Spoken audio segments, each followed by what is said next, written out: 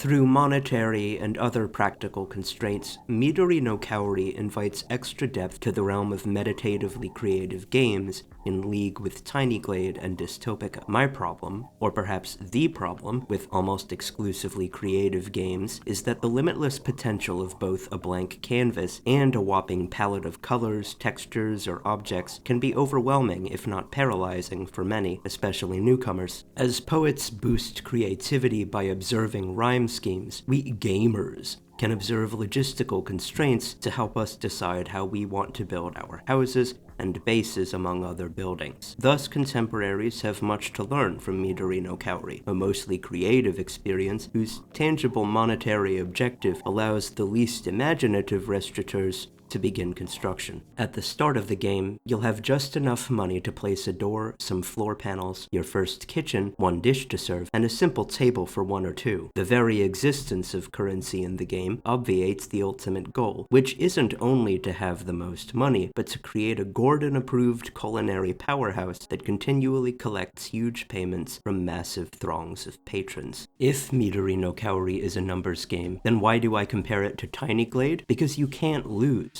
You can only win slower. You grow your restaurant up and out, increasing your amenities and refreshments, but you don't have to maintain anything. Nothing ever breaks. These Gen Z frogs never even complain because they feel so privileged to visit the restaurant with one menu item and no walls. In fact, many of them will wait 30 minutes if you're so early in the game that you don't have any tables. The only behavior among my amphibious patrons I found curiously inconvenient was the fact that parties can't sit with each other at the same table. If you have two groups of two, you can't seat both of them at the same four-person table. They'd have to take turns, which strikes me as incongruous with the fact that they're otherwise so flexible. There's no way to know whether the next party will have 1, 2, 3, or 4 frogs. So to solve the problem of space conservation, you'd have to purchase the right tables based on the intrinsic value of the groups that visit, essentially prioritizing larger and necessarily more lucrative groups over smaller ones, or you can use tables of 4 exclusively, which is what I did. If any frogs are dissatisfied with their dining experiences, they'll mostly keep it to themselves, but they'll leave negative reviews. I don't think you can see individual reviews.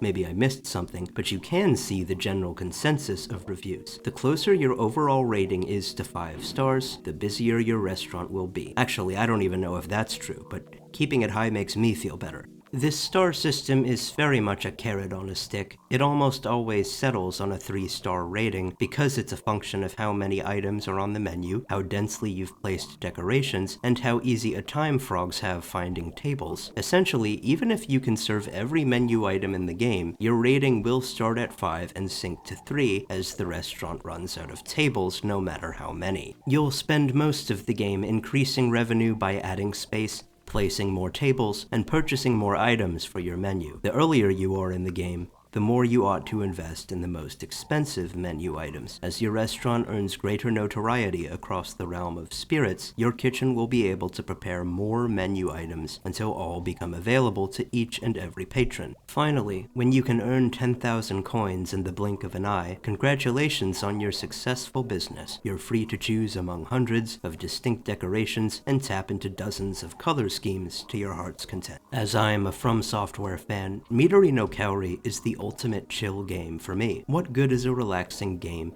if I close it because I'm overwhelmed by my own boredom? By using monetary incentive to assist players with the architecture of their restaurants, Midori no Kaori establishes itself as a fun, unique, and accessible game for all ages.